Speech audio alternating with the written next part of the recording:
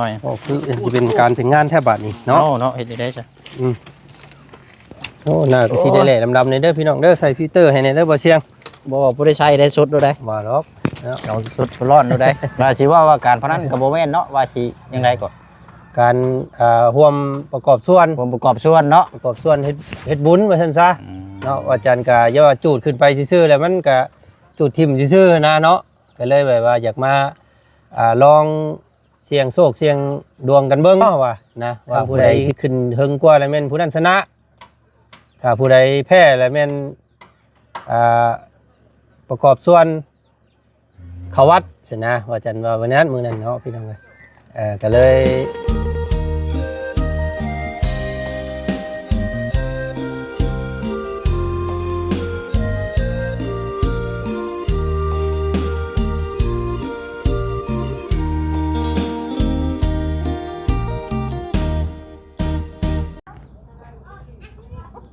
ถือว่ามาต่อกันเนาะพี่น้องเนาะยังบ่ได้เดินทางไปใส่เนาะก็ไปอยู่พี่น้องแต่ว่าเข้าไปหาทางน้องออนแล้วก็กลับเข้ามาอีกเพราะว่าทางบ่จันแล้วก็ทางทีมงานมาอยู่นี่แหละพี่น้องเนาะเคสของทางประตูอาเดียเนาะพอดีทางบ่เสียงก็มีแนวมอบให้ทางบ่จันเนาะพี่น้องเนาะเดี๋ยวจังพูดคุยแล้วก็สิแจ้งนํกันเลยเนาะพี่น้องเนาะกราบสบายดีและสวัสดีพ่อแม่พี่น้องเบิดสู่ขู่สู่คนพบเจอกันอีกคือเก่าคือเดิมเนาะตอนนี้ก็น่าจะเวลาประมาณเที่ยงจะเข้าบ่ายโมงแล้วเนาะพี่น้องเนาะพอดีกับทางบุเซียงเนาะพี่น้องเนาะจะมอบเงินจำนวน2 ล้านกับ100,000 กีบให้ทางบ่จันแล้วก็เป็นสะพานบุญต่ออีกเนาะพี่น้องเนาะอันนี้ก็เป็นศรัทธาน้ำจิตน้ำใจทางเอื้อยปานี่แล้วก็ทางเมเวงคำเด้อเนาะก็ที่ผ่านมากับทางเอื้อยกับแม่เพิ่นได้ติดตามเนาะสำหรับทางงานบุญประจำปีบ้านของทางบุเชียงนั่นแหละพี่น้องเนาะก็พอดีทางทีมงานเฮาเนาะหรือว่าทางบุเชียงนำเนาะแล้วก็ทาง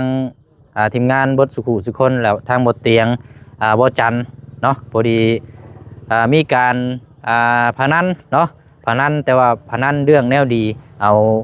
เขาวัดนี่แหละพี่น้องเนาะสมทบสร้างกุฏิวิหารอยู่บัดบ้านของทางบุเชียงทางโบเตียงกับโบจันนี่เพิ่นพนันเรื่องบุญบังไฟเนาะคือบูชาบังไฟแล้วก็พนันว่าถ้าไผจับเวลาได้หลายที่สุดก็แม่นว่าได้ผู้ใดที่แพ้ก็มอบเงินให้ทางคนที่ชนะเราพี่น้องเนาะเพิ่นเด่นน้ำกันเนี่ยคนละเท่าไร1 ล้านกีบบ่ตามที่คุยน้ำกันเนาะวันนี้ทางเอื้อยเพิ่นก็ได้รับได้ส้มบัดนี้พี่น้องเนาะทางเอื้อยเพิ่นก็จะเป็นเจ้าภาพซอยจำนวนนี้เนาะและก็จำนวนที่เหลือก็ให้ทางมอบให้ทางบ่จันก็มอบให้ทางวัดต่ออีกเนาะพี่น้องเนาะเดี๋ยวทางบ่เสียงก็จะนำเงินจำนวนนี้ส่งต่อมอบให้ทางบ่จันแล้วก็เป็นสะพานบุญในทางเอื้อยกับแม่เพิ่นนำกันอีกรอบนึงเนาะพี่น้องเนาะขอบใจขอบบุญขอบคุณสาธุอนุโมทนาบุญกับทางเอื้อยปานี่และก็ทางแม่เวียงคำเด้อเนาะพร้อมครอบพร้อมครัวเนาะขอให้มีแต่สุขภาพร่างกายแข็งแรงเวียกงานการสร้างก็ขอให้ราบรื่นโชคบานร่ำรวยนำรวยเด้อสาธุเนาะเอาได้พี่น้องเนาะกะรู้สึกว่าอยู่กระตูบน้อยทางน้องหลาน้อยมีแม่ค้าเนาะทางแม่ค้าเวียดเพิ่นมาขายอย่างนี้พี่น้องเพราะพากันสุ่มอยู่พี่น้องเนาะระหว่างรอทางว่าจันเนาะว่าจันเพิ่นเข้าไปถ่ายอัปเดตอาจจะแม่นอยู่บ้านสกีพีนี่แหละพี่น้องเดี๋ยวกลับไปเบิ่งน้ำกันอยู่นี่ก่อนเนาะพี่น้องเนาะเดี๋ยวจังมอบให้ทางบ่จันเดี๋ยวพูดคุยน้ำกันอีกเนาะว่าฝนตกมานี่ใบขามอ่อนได้พี่น้อยต้มอึ่งต้มเขียดแล้วเนาะคิดเห็นแต่แบบนี้แล้วพี่น้องเนาะแต่ว่าบ่ได้กินเราพี่น้องเนาะก็ซื้อเลาะทางผู้เสียงกันเนาะแม่ข้าเคลื่อนที่สบายดีสบายดีสบายดีซิบิลาไม่ย่างนี่โอ้ถั่วต้มนี่คักได้นี่เนาะอันนี้ก็มีโลในได้นี่นะเนาะมาเบิ่งก็หาบ่บุญเมื่อวานนี่บ่ได้นะแม่เอ้ยกระต้มเจ้าน่ะมันพูดกระต้มบูดบ่กระต้มมานี่บ่กระต้มยังอันนี้นะคือน้อยแท้นี่ อันนี้ย่อนี่กระต้มนี่ ต้มน้ำมันตากแดดแล้วมันบูด bé lấy không? Hai cây. บ่อน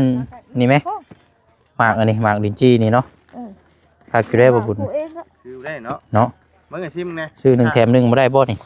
Thôi mẹ bữa nay sáng là đúng sao đi đi. โอ้เนาะแดดฮ้อนเอ้าสบายดีเด้อเนาะพี่น้องเฮาดีแต่ว่ามีกระตูบเนาะบ่ได้ส้นพักพิงหม่องกินข้าวกินน้ำเพราะว่าอัปเดตทางบ้านพ่อตู้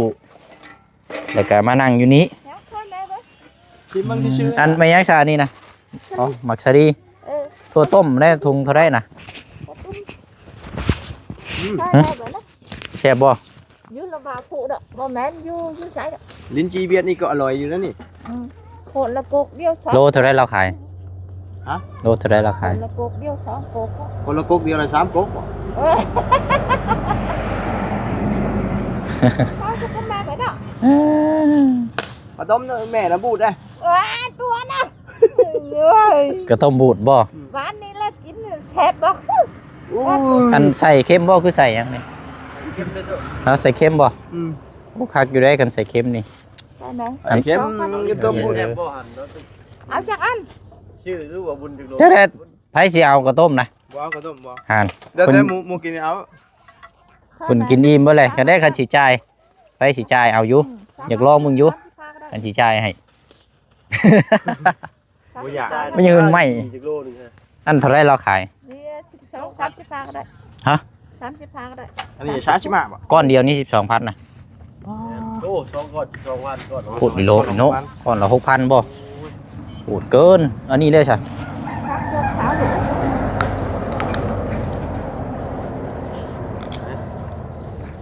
เอาอยู่ทัวร์10,000กีบเด้อโอ้ยทัวร์10,000เอา10,000ขายบ่10,000น่ะ Đây. บ่ขายบ่เอาได้ Có túm sơ Hả? ra đấy. จีโหดโพดโลละแสนโลละแสนบ่หมักดินจีนะว้าวเนี่ยโมกินไผจะกินอันนี้นะอ่านบ่มีไปเอา กินบ่บ่อนึงไง บ่บ่เอา บ่อันนึง บ่ไปให้เราขายหนดอ่ะกินทั่วนี่แหละโอ้เนาะอ่อนเน่าแท้นี่พี่น้องอืม ชุด ช่วงนี้ก็ผ้าฝนตกหยุดแล้วก็เฮ็ดปวกได้ออกนี่อ่อนแบบนี้จำสิกินเนาะเอาเดี๋ยวอันนี้ก่อนเทศทางบ่จันทร์ท่านได้มาบ่ ลังมา โอ้มันยังคือถอยหลังไปแล้วนั่นอ่ะนะมาเลย ไปสิว่ะ โอ้ถอยหลังไปทางน้อยนะ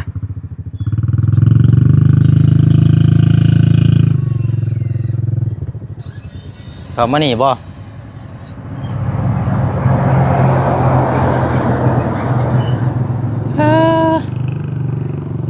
เอาเดี๋ยวถามเพิ่มเติมน้ำเนาะทางบจันทร์ไปหน่อยเนาะเพราะว่าล่าสุดนี่ก็เรื่องไปมอบเงินในทางวัดแล้วก็อัปเดตปฏิวัติน้ำแน่บเนาะถามเนื้อหาน้ำกันเนาะเดี๋ยวเราเข้ามาก่อน คนคุมอยู่ โอ้เดี๋ยวแม่งมีกระลายเนาะแม่งมีลายเลย ทอดพี่น้องเอ้ย ผมมีอย่างเด้อพี่น้องเอาชื่อทัวร์กินนี่มาฝากตัวต้มน้ำ สบายดี ทาง สบายดี ไอเวียดเพิ่นกินนี่ต้องอยากให้ซื้อหลายอย่างอยู่กระเป๋าใหม่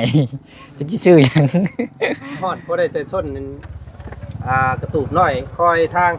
น้องนางน้อยเพิ่นน้องละน้อยเพิ่นโอ้ ก็ได้ยินอยู่นี่เลยเนาะ เกือบเพิ่นเอาขึ้นมาเกือบ อันเปลี่ยนพาปืนผูให้เราไหมแน่นี่ เย็นนี่พวกเขาตำราเลย ฮะ ตำรานี่คักได้นี่ แต่นี่ข่อยก็ยังว่าสิลักจูดอยู่ ว้าว แต่ละมื้อเราบ่ไปสิได้อ้าวส้นจะอยู่นี่ โอ้ยนี่ได้ใช่มันบ่มีหมองไปมันหมองนี่มันคือเนาะมันพอได้ส้มพลเนี่ยนะวะ มันมีสัญญาณแน่อยู่นี่เนาะพี่น้องเอ้ย สัญญาณก็เลือดอีกได้นิบไปหัว บ่แจ้ง ได้อยู่พอได้อยู่น้ำทอดมันขึ้นหัวเช้านะ แม่นนั่นแหละโอ้ยครับเนาะ เฮ้ยขึ้นมาเมื่อคืนนี้บ่ มาก็มาฮอดประมาณ9 โมงตอนคืนเพราะว่า เดินทาง5 โมงปลายรอส่งทางลูกเมียหั่นแหละ อ๋อโด เมี ย ยก็บ่สบายมื้ออื่นก็ยันตอนแรงก็เมื่ออีก เป็นนี่ได้แล้วเนาะลูกเมีย ดีขึ้นหลายอยู่บ่จัน ดีขึ้นแล้วบ่ ดีขึ้นหลายอยู่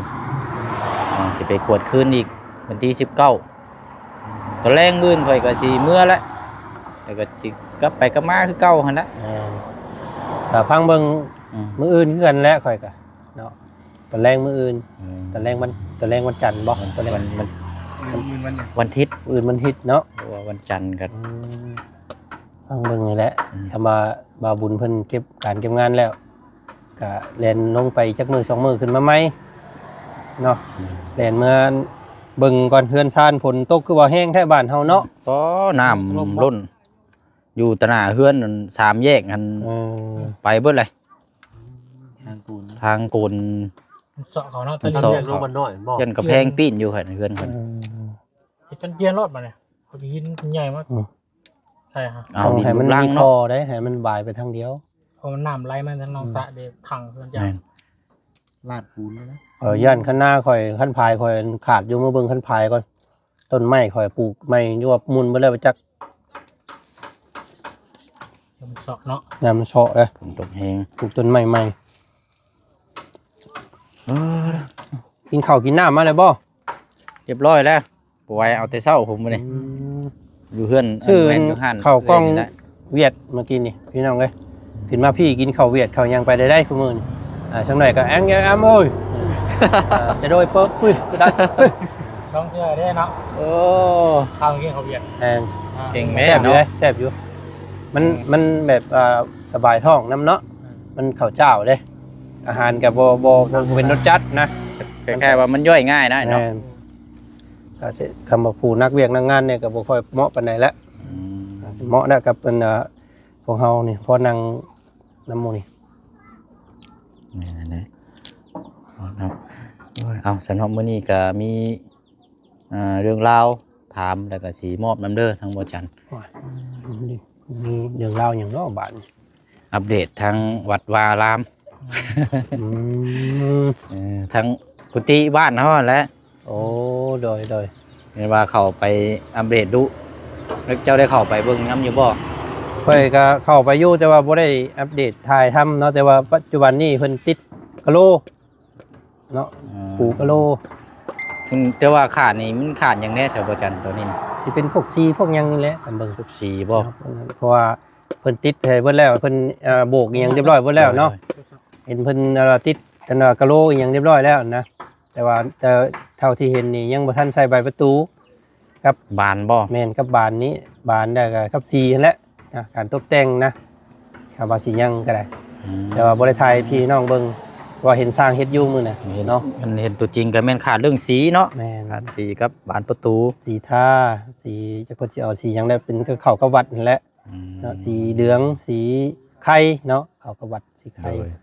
พี่น้องเอ้ย สีขาวช่างกันเนาะ แม่น ตอนซื้อหน่อไม้บ่น่ะ ซื้อมาไหม เนาะพอดี หน่อไม้หลายเด้ ฮะ หน่อไม้หลายเดี๋ยวนี้กำลังมีแต่น้องๆเพิ่นหาบหน่อไม้ขายเมื่อกี้นี่ก็ซื้อซอยน้องน้อยเพิ่น2คนอ้อโตเคาะธงใส่ข่อยก็ได้ เนาะว่าเห็นน่ะก็ทนบ่ได้ ตากแดดย่างสิเนาะ แม่น ไปได้ฮอนแดดครับ คืออะไรไข่ย่อยโต เอาแต่อันรบกวนทั้งบ่บุญเนี่ยสักแป๊บหนึง เข้ามา อ่ะไปนั่งทำในเด้อกระตูบหน่อย ก็คือสิเป็นการเป็นงานแทบบัดนี้เนาะ เนาะเฮ็ดได้จ้ะ โอ้น่าก็สิได้แหล่ดำๆในเด้อพี่น้องเด้อใส่ฟิลเตอร์ให้ในเด้อบ่เชียง บ่บ่ได้ใช้ได้สุดดูได้ ว่าหรอกเนาะ เอาสุดร้อนดูได้ คนเฮงหน้าดำอยู่พี่น้องเอ้ย นำได้นี่ได้จ้ะเนาะบ้านนอกบ้านนาเฮา โอ้ยเอาอันพอดี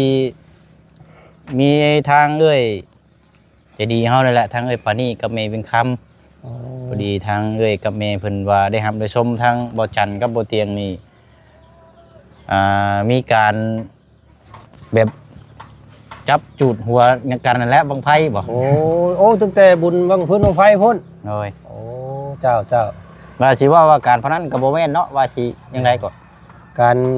ร่วมประกอบส่วน ผมประกอบส่วนเนาะ ประกอบส่วนเฮ็ดบุญว่าซั่นซะเนาะอาจารย์ก็อย่าว่าจูดขึ้นไปซื่อๆแล้วมันก็ จุดทิ่มซื่อๆนะเนาะก็เลยแบบว่าอยากมาลองเสี่ยงโชคเสี่ยงดวงกันเบิ่งนะว่าผู้ใดสิขึ้นบังพื้นบังไฟผู้ใดสิขึ้นสูงกว่า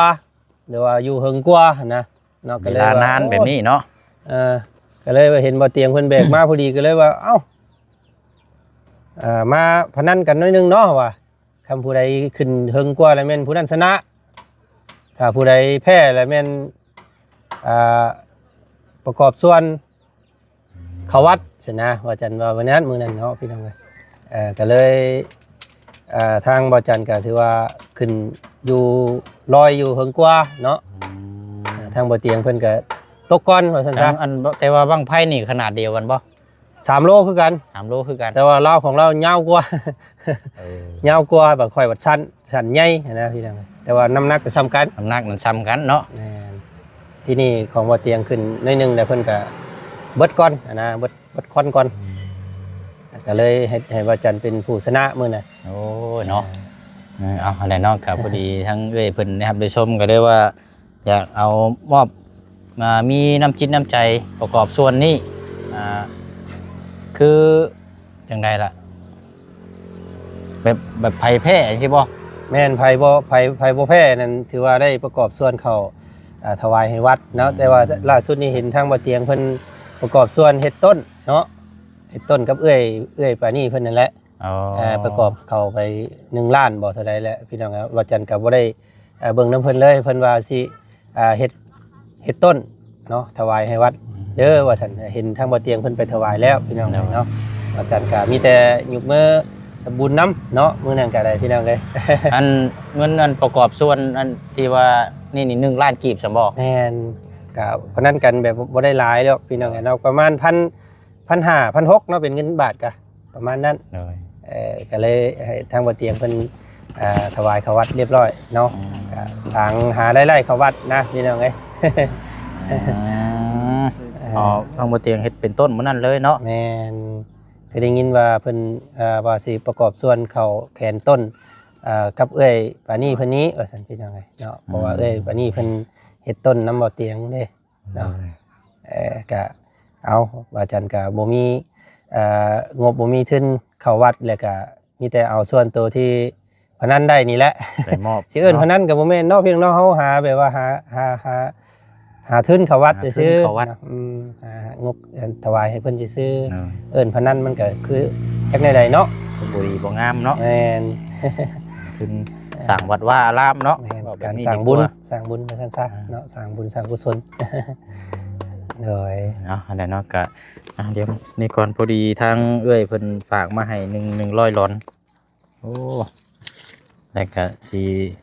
มอบไปทางวัดจันทร์แล้วก็มอบต่ออีกทางวัดอีกทีนึงเด้อ โอ้ สมบูรณ์นำต่ออีกทีนึงเนาะ วัดบ้านเฮานี่บ่ โดยเข้าวัดเนาะ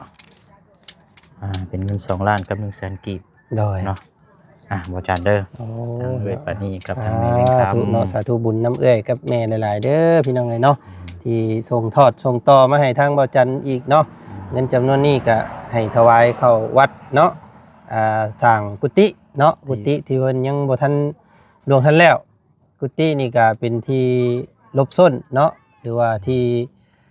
พักพิงของพระสงฆ์องค์เจ้าเพิ่นเนาะมาทางอื่นทางไกลบ่แม่นแต่พระแต่สงฆ์ได้พี่น้องเอ้ยเนาะแขกคนนำได้เนาะ แม่น เวลาเพิ่นมาแต่ทางอื่นทางไกลทางฝั่งทงฝั่งไทยต่างประเทศบ่มีมุงรับมุงนอนก็นอนกุฏิหั่นเนาะได้ คือกุฏินี่เพิ่นเฮ็ดไว้สำรอง แม่น สำรองไว้ทางอื่นทางไกลนั่นแหละเพื่อไปมามองที่หลบที่ส้น อืม ก็นั่นแหละทางบ่จันทร์ก็ไปเบิ่งตัวจริงนํกันอีกเทื่อนึงทางวัด อ๋อ ว่าจะมอบเป็นเงินสดบ่หรือว่าจะซื้อสีหรือว่าจังไดก็มอบเป็นวัตถุก็ได้หรือว่ามอบเป็นปัจจัยก็ทางแล้วแต่ทางบ่จันทร์สิจัดแจงเด้อ เอาพี่น้องเนาะก่อนอื่นทางวัดจันทร์ก็ขอขอบมุกขอบใจทางเอื้อยกับแม่หลายๆเด้อเนาะเอื้อยปานี่แม่เวียงค่ำพี่น้องเนาะที่ส่งบุญเนาะให้บ่าวจันทร์เป็นสะพานบุญส่งต่อพี่น้องให้ทางวัดทางว่าเพิ่นเนาะก็ทาง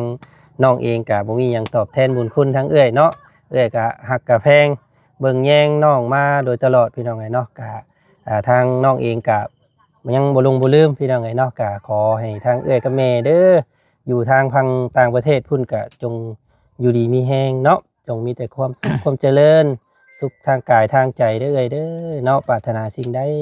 คิดสิ่งใดก็ขอให้สมใจปรารถนาเนาะทุกสิ่งทุกอย่างทุกประการเด้อเนาะโศกหมานร่ำรวยหักแพงเด้อเอ้ยเด้อเนาะเดี๋ยวน้องสิเป็นสะพานบุญส่งต่อให้อีกเนาะโอ้แสดงว่าเอ้ยเพิ่นอยากให้ทางบ่จันได้บุญน้ำเนาะได้บุญน้โดยพี่น้องขอบใจหลายๆเนาะ ำกันเนาะ พี่น้องเอ้ยเอาเนาะเดี๋ยวสิส่งต่อให้ทางสิมอบเป็นเงินสดนั่นแหละให้เพิ่นเนาะเพราะว่าให้ทางยะพ่อเพิ่นจัดสรรเบิ่งเองเพราะว่าเพิ่นยังขาดหยังเนาะ จัดใส่เอาเนาะ แม่นเป็นปูนบ่เป็นสีเป็นอีหยังก็แล้วแต่เพิ่นเนาะเดี๋ยวสิเมื่อถวายให้เนาะเดี๋ยวสิเก็บไว้เด้อ เลยเอาขอบใจทางบ่อเชียงน้ำเด้อบ่อเชียงเด้อเนาะขึ้นมาพี่ยังเอาบุญเอากุศลมาฝากเนาะก็ให้ทางบ่อเชียงจงเจริญรุ่งเรืองในหน้าที่การงานเนาะไปทางใดก็ท่ากันได้เนาะจะไปก่อนได้กันพี่น้องเอ้ย เอ้าเจ้ากำลังสิรับพรดีๆโอ้ย มีแบ่งให้กันแน่เนาะพี่น้องเนาะ เอาน้ำกันให้แล้วเนาะไปมาหาสู่กินยากินข้าวเกลือก็กินน้ำกันเนาะพี่น้องตั้งแต่เฮาติดตามน้ำกันมาก็บ่บ้าบ่ลืมกันแล้วเนาะเฮ็ดจังไดมีกินเกลือก็กินน้ำกันกินพริกก็กินน้ำกันคือเพิ่นว่าแน่เนาะบ่บ้าบ่ทีมไปก็ไปน้ำกันนั่นแหละพี่น้องลงเหวก็ลงน้ำกันคือเพิ่นว่าหั่นแหละเนาะเอามีแต่ว่าก็ทางบ่เสียงเนาะในนามต่างหน้าในนามส่งต่ออีกเด้อเนาะขอบใจขอบคุณทางเอ้ยปานี่แล้วก็ทางแม่เป็นคำในลายเนาะขอให้เอ้ยกับแม่เนาะจงมีแต่สุขภาพร่างกายแข็งแรงเนาะเฮ็ดเวยกเฮ็ดงานในตอนนี้และเวลานี้ก็ขอให้ราบรื่นโชคหมานร่ำรวยเนาะที่ได้มอบ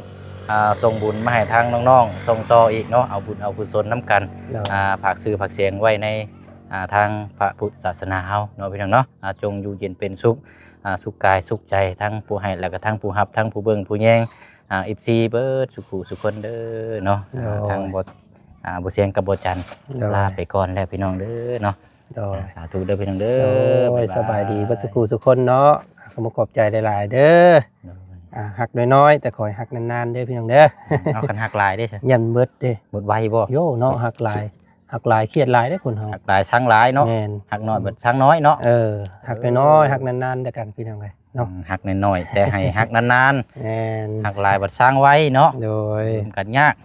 โอ้ยจังว่าแท้เนาะจังได๋ก็ว่ากันไปพี่น้องเอ้ยเนื้อหาเรื่องราวกันบ่เว้าก็บ่มีแล้วว่าแม่นคันบ่กินก็บ่อิ่มเนาะกินข้าวแต่กลับบ่มีกลับก็บ่แซ่บคือบ่นัวคือเพิ่นเว้านั่นเนาะเอาไปได้รอได้จ้ะเนาะโอ้ยสบายดีอีกรอบนึงบายเด้อไปแม่มือกล้องเฮา